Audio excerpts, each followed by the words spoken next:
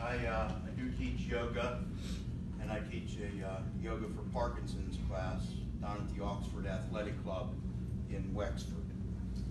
And a little bit about me and how I got into this. I took my training to become a registered yoga teacher during 2016.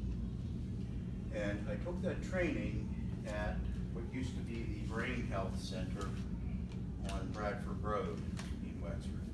And the Brain Health Center was owned and operated by Dr. Paul Nussbaum. And Dr. Nussbaum is a world-renowned neuropsychologist. If you look up Paul Nussbaum on Amazon, you'll find there's quite a few books that he's written on the brain, on aging, on brain health, on maintaining the health of the brain. Also, if you look him up on YouTube, you can see some of his lectures. How do you spell his last name? Nussbaum. Paul Nussbaum. So I took the training. The yoga training was not from Paul, but about halfway through the training, his wife, who also worked there, she asked me to start teaching yoga at the Brain Health Center.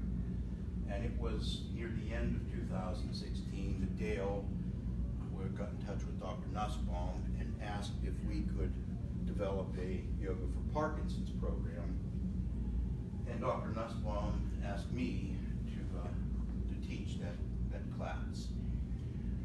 So I got a lot of education personally from Dr. Nussbaum on the brain and on Parkinson's disease, and a number of ways that we can interact so as to reduce the symptoms of Parkinson's. We cannot say that we're reversing Parkinson's, but we can help reduce the symptoms. We can help improve the quality of life, physically, emotionally, and from what I've seen, slowing down the progression of the disease.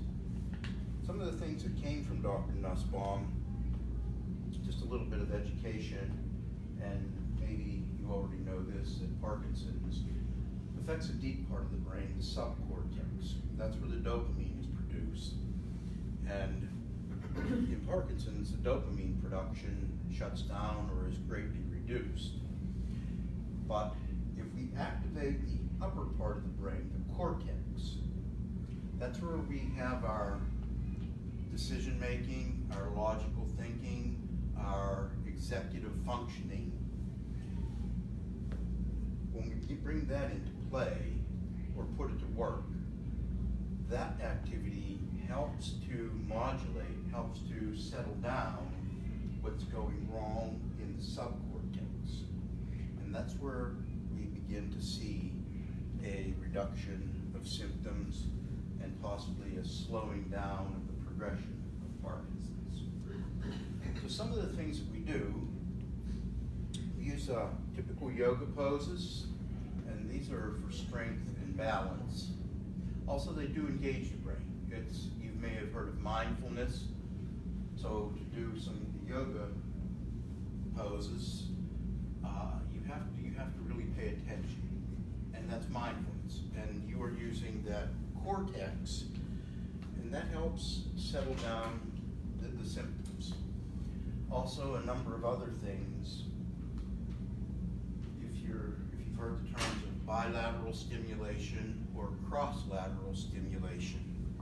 For example, if I think of it this way, we know that the left half of the brain controls the right side of the body, and at the right side of the brain controls the left side of the body. So if I were to do this, okay, I'm tapping with my right hand on my left shoulder.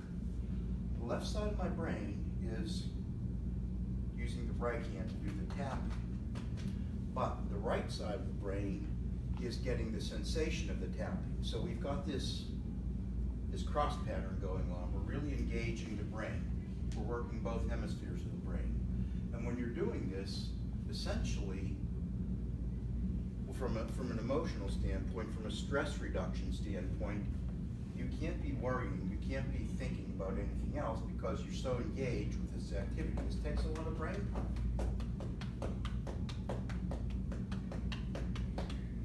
I know Jim and John in the back, they're familiar with, and we did it just yesterday, where we do this, okay? So you see I'm crossing, alternating which arm's coming on front, and I'm tapping on each shoulder, okay?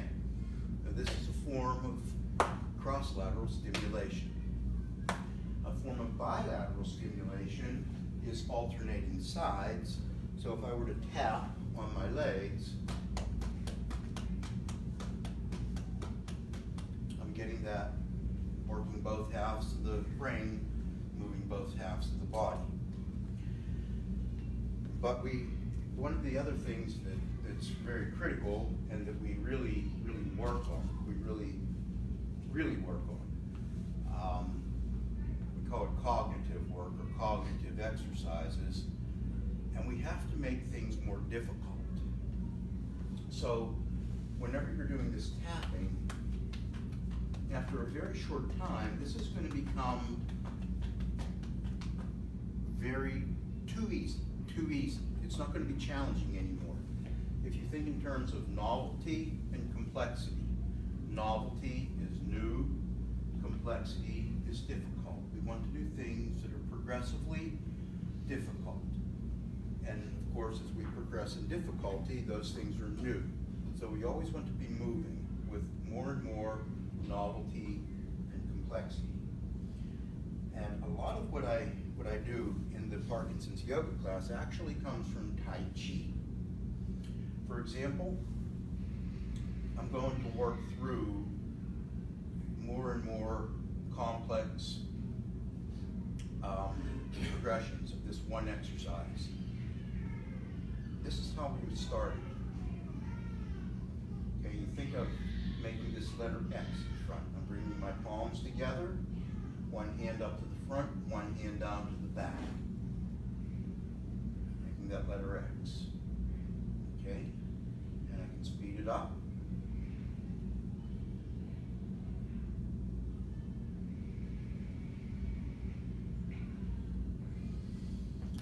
When we first started this, and that probably would have been in spring of 17,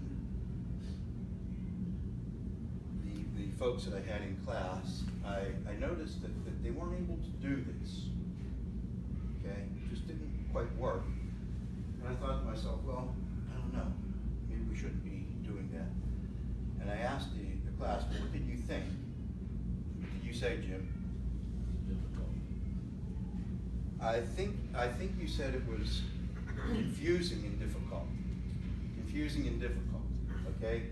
So just this simple making the letter X. And I shouldn't say simple, because it's not simple for everyone. And we continue to work on this, and I noticed things were improving. And then we added footwork in with this, so whichever hand comes to the front, we step forward with that foot. We make the X. As the other hand comes to the front, we step forward. We make the X, and then we move back.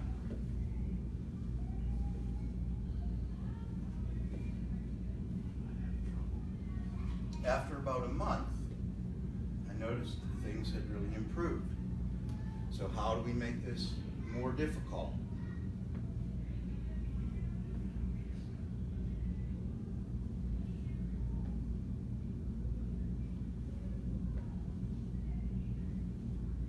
And then we go faster.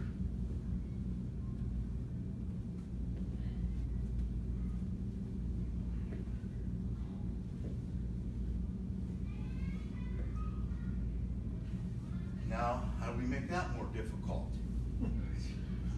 Instead of going here and here, we move smoothly, we flow. Just think of it as walking. And I'm going to go sideways because I'm not going to have enough room. So instead of going 1, 2, 1, 2, we make it a smooth flow.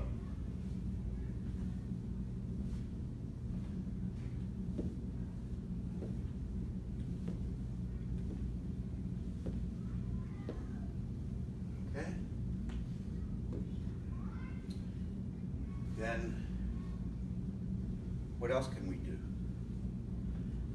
There's so I was moving front and back with that exercise. We can always also go laterally. So if I take my feet out wider,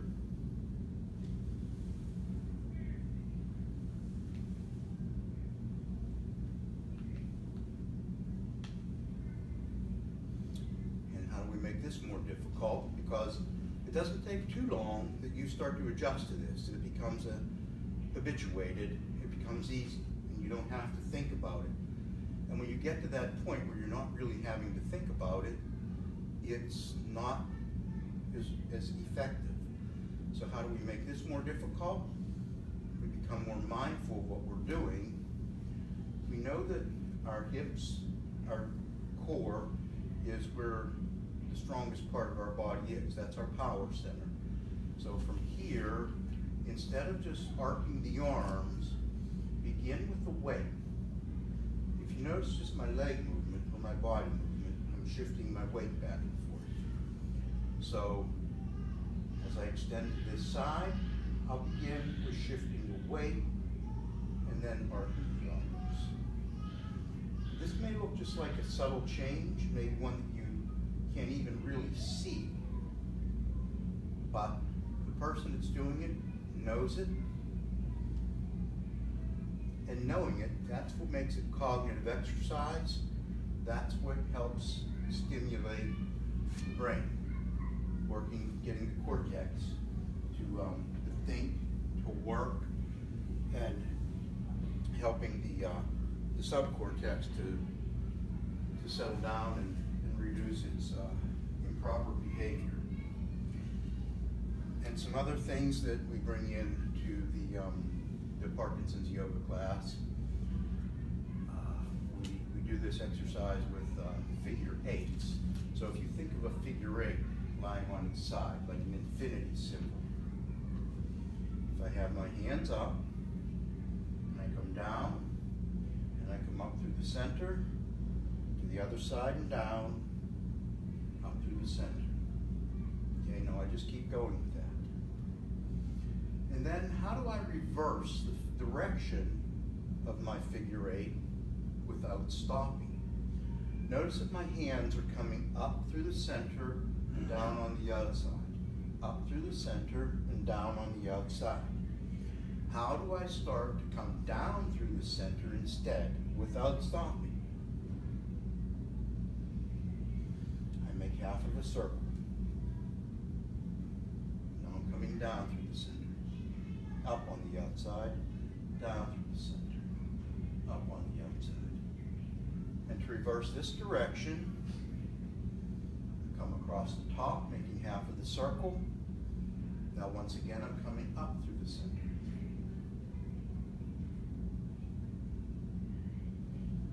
Okay, and we have a lot of footwork that we add in with that. We recently begun to work on moving laterally, moving sideways. And we use this sliding step so that as I'm making my figure eight, this foot would slide.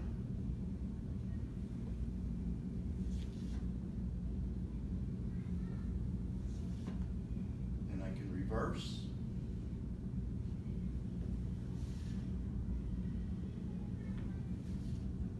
And then cross step.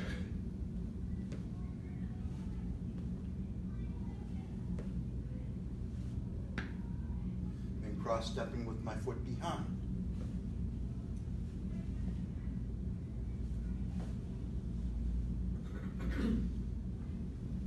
Now, when I first did this letter X for you today, I heard someone say, or I think it was when I did the letter X with stepping back and forth, I heard someone say that have trouble with that. Jim, did you have trouble with that? Yes? John? Yes. Yes? What are we doing? I have trouble with that too. I have trouble with that too. You would today. Yeah. Would you want to come up, Jim? Am I making you nervous? Not too bad. Not too bad? Take my shoes off. Jim's flown jetliners before. I don't think he's gonna be nervous about this. Jim gave me a lot of advice on scheduling flights in the winter when there's freezing rain in the forecast. Yeah, You wanna do retreating in advance? sure. Okay. You want me to mirror you? Yes. Okay. That might. Yeah, you, let's go towards the wall and then you advance, I'll retreat, and I'll mirror you.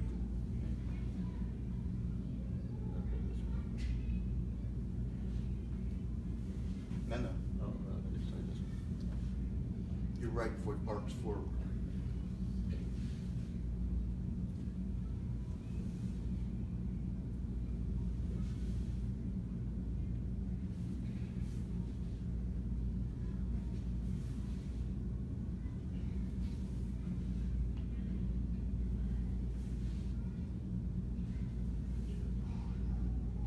And you're going to go back.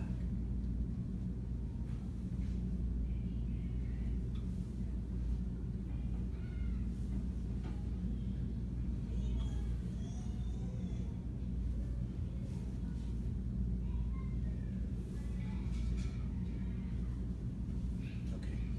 Oh, wait, you're not done. Don't You're not done. That's, since we had talked about this being difficult at first, I want to use that as an example to show them how you have progressed over the past, what, a little over 2 years. Okay, so let's do the arcing heaven and earth, okay?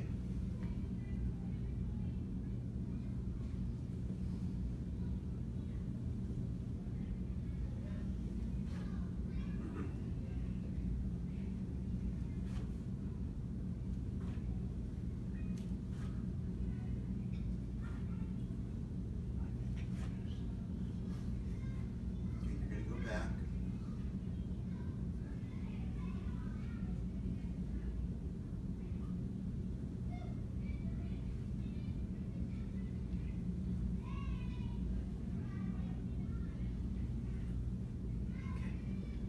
All right, good.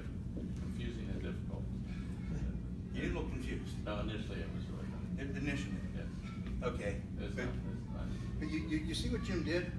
Both of those exercises, this here retreating exercise, which we go advancing and retreating, and the arcing, which we call heaven and earth, right? One hand heaven, one hand earth.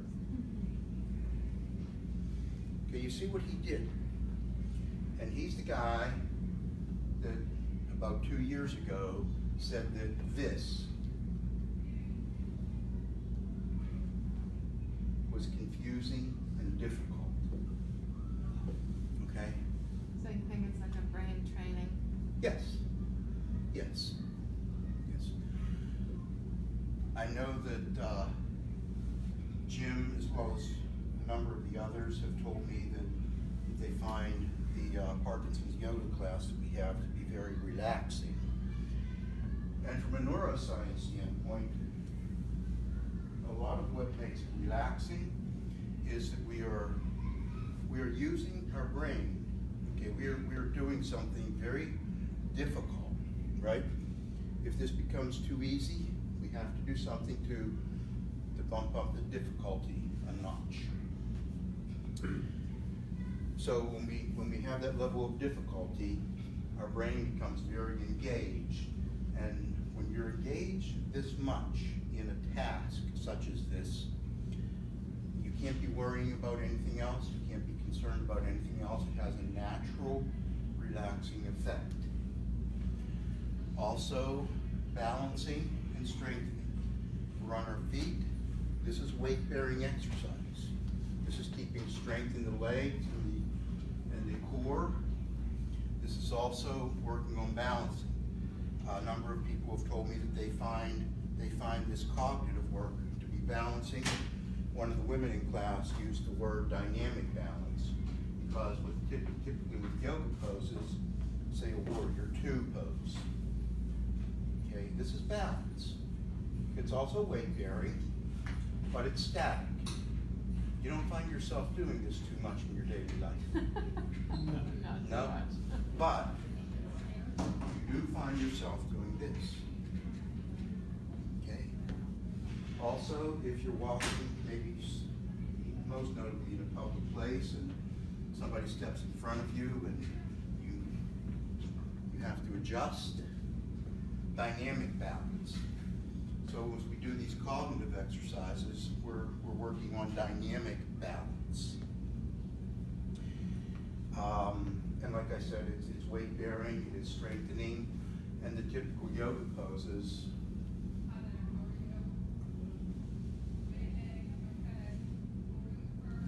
These are also strengthening, they're stretching, they're loosening tissues of the body, which is also relaxing. We hold a lot of emotion in our bodies. And we have a lot of common phrases in our language that we use a lot, but we really don't think about what they mean. I'm choked up. I need to get something off my chest. That's a pain in the neck. These things have real meaning. We really hold tension, we hold stress in our bodies.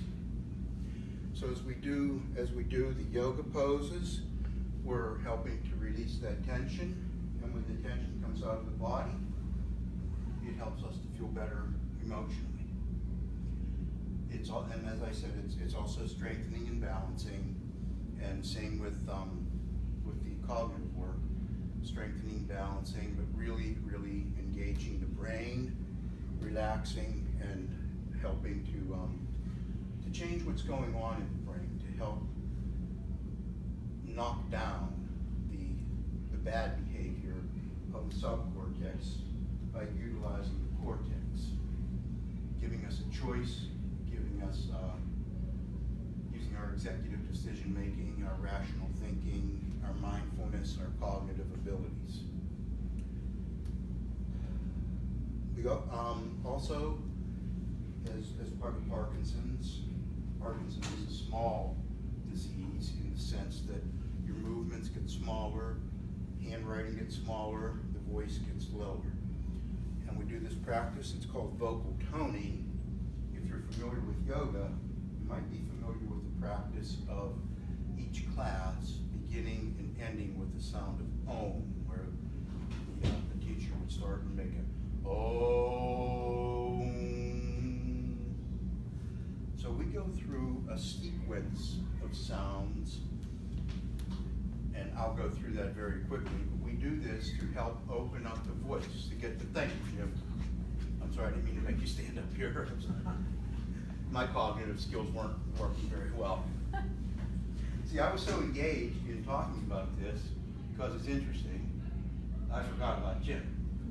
He didn't worry me at all. But we use the vocal toning to help establish those louder vocalizations again. And I'll just go through the 7 sounds real quickly. So it would be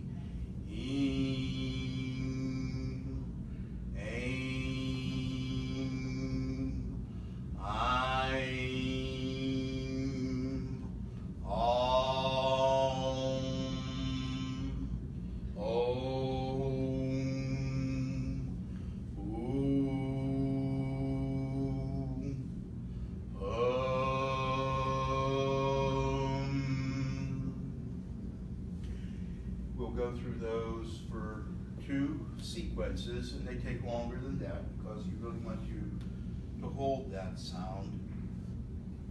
And we also do a thing that's called the humming bee breath. And again, it's a breathing practice, and it's also a mindfulness practice, and some neuroscience behind it. And the humming bee breath is with keeping your lips closed and inhaling and exhaling through the nose, but when you exhale, make a humming sound. So,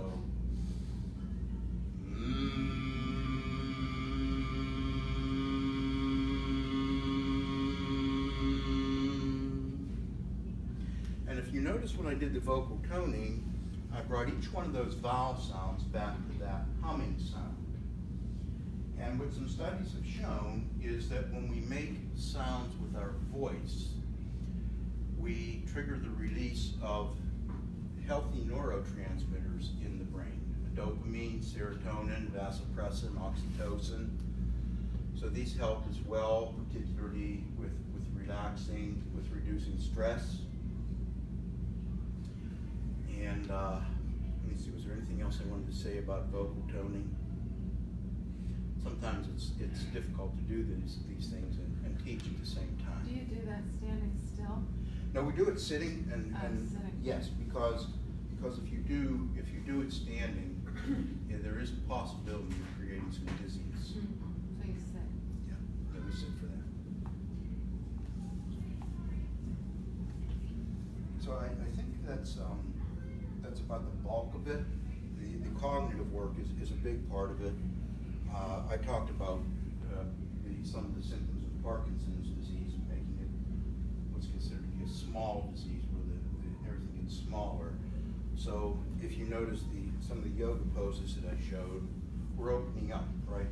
We're, instead of having shoulders forward and the chin tucked down, we're opening up. And then a star pose, really opening up. So those are some of the other aspects of what we do in Parkinson's yoga. I think that pretty well covers it. If anybody has any questions, I will say that we have this class down at the Oxford Athletic Club. It is on Mondays and Thursdays at 2 p.m. And they also have a boxing program down there. Jim and John, boxing, is that Tuesdays and Thursdays? Yeah. Or Tuesdays and Thursdays? What time? 11 to 12, 11 to 12. All right. And I don't know what the membership cost is now. Do you guys know? $89. So 89? 89 a month, and that's a matinee membership. And what matinee means is that you need to be signed in to the club by 4 p.m. But it doesn't matter how long you stay. If you signed in at 3 minutes to 4, you could stay till close. Also pickleball. They have pickleball. Three pickleball courts set up there. Monday, Wednesday, and Friday. Monday, Wednesday, and Friday is pickleball? Yeah. Okay. That fee gives you total access to all the facilities also. Yes. So they have a swimming pool, they have a sauna, they have a hot tub, they have Yes. shower facilities. Tennis. Tennis, yes. Weightlifting. if you're Yeah, into that. it's a huge gym. It's a huge gym. Spouses of a person with Parkinson's, they also get a reduced rate. I'm not sure what that number I think is. that might be like half, like 40 or something like that for the spouse. Okay. I do want to pass along this information about Oxford, but more importantly, I want you to see what we do as a way to help slow down and manage the symptoms of Parkinson's disease. What's the big advantage of boxing, for instance?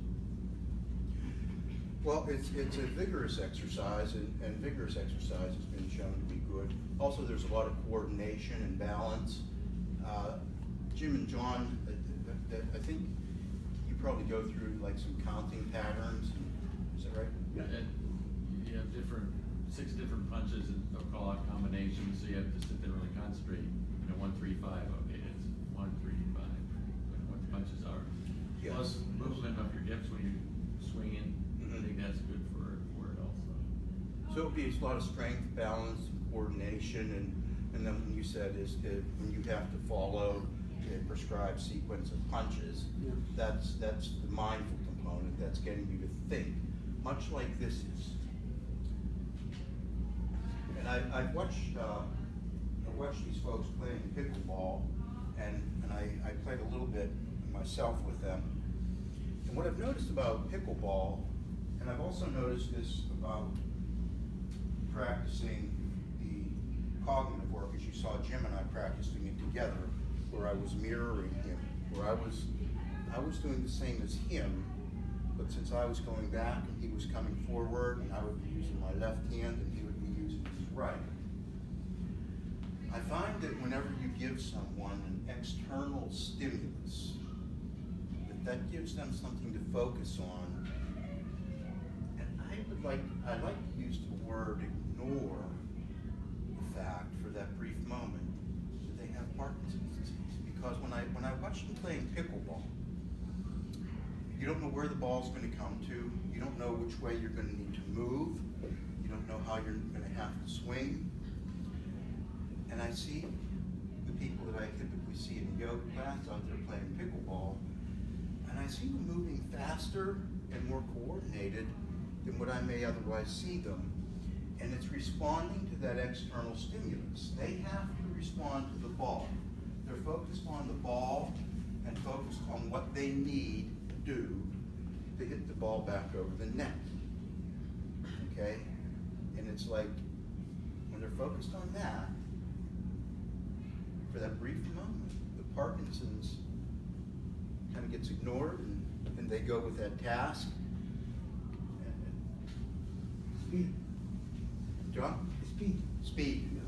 Yes, they do playing pickleball. They do really speed up. They're able to respond to the motion of the ball really very well. I was very surprised the first time that I saw them playing pickleball. They have pickleball now, if you want, they want to see it. They have pickleball now in the courts this time, so they want to see it. You can go down right now, huh? Going on a road trip. Okay, so that's a bit about me, a bit about what I do, a bit about whatever else they have at Oxford and the Oxford memberships. So whatever questions or comments you have. Do you do it to music, or do you just verbalize the commands? We've done both. Okay. We always use a verbal command until people have gotten the sequence of the movements, and then we'll just continue the verbal commands. And I may perform it and let them watch me, or I may just let them go on their own, and I'll come around and see what they're doing, and if I see something, I'll get in front of them and mirror them and work with them one-on-one. Yes? Is any of it ever done in a chair for somebody that has balance challenges? Yes, we've done that. Yes, it's adaptable. The best part for me is the relaxation. Relaxation? I Yeah. fall asleep. John falls asleep at the end. He does. And John tells me he has trouble sleeping, so I figure if I hear John snoring at the end of class, I'm happy.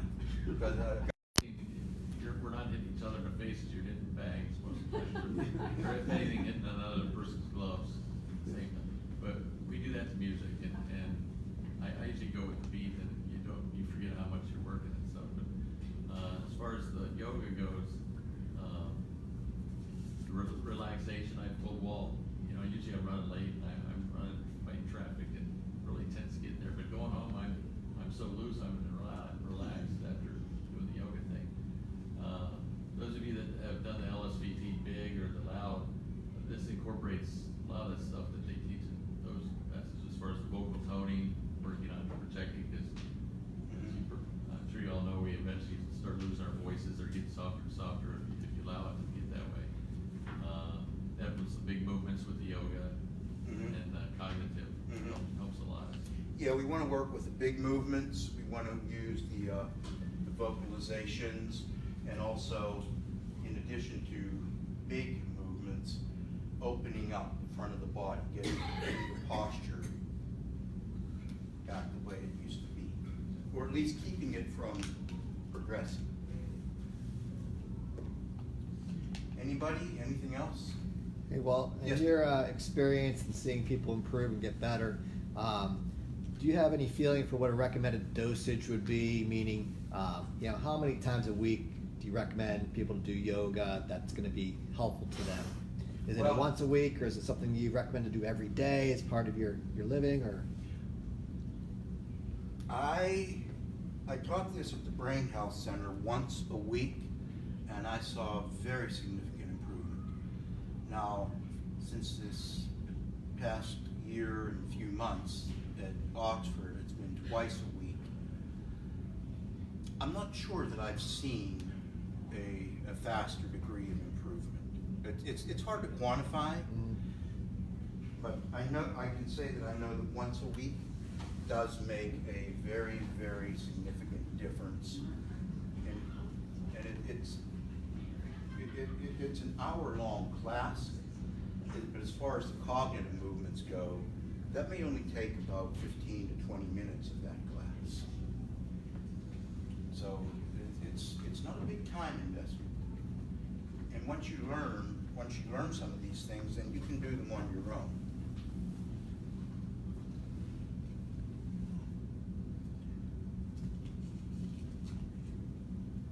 Okay, anything else? No? Thanks, Walt. All right. Thank you, Adam.